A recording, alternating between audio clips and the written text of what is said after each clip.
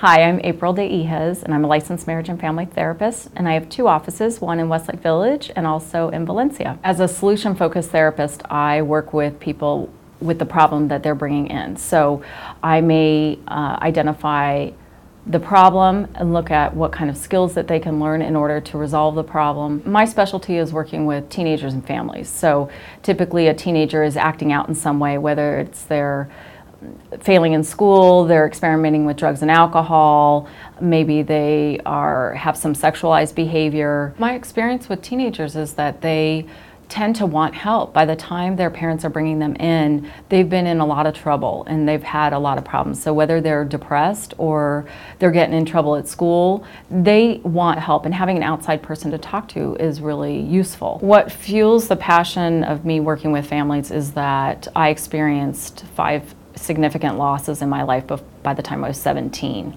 And so I really wanted to work with families and help them be able to express themselves and talk about difficult situations. Working with kids or children, young children, I use a lot of play therapy and art therapy. So we play games, we have dolls, there's different toys, different therapy techniques, art therapy, so I let them draw, I let them use sand, I do sand tray as well. So kids really come in and they just want to play. With adults, I work a lot with depression and anxiety. I have a lot of success working with male clients because I do have more of a direct approach, more solution-focused approach. A lot of what I do with couples is the communication, because both of them are feeling misunderstood, they're not being heard and not listened to, and so we do a lot of practicing of reworking the argument.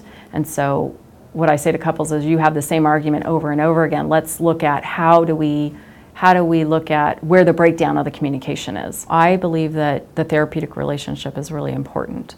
And so whether I'm a family systems therapist or I'm a humanistic type of therapist, we all have something in common, and that is, when you come into the room with a therapist, it's that relationship that's really important.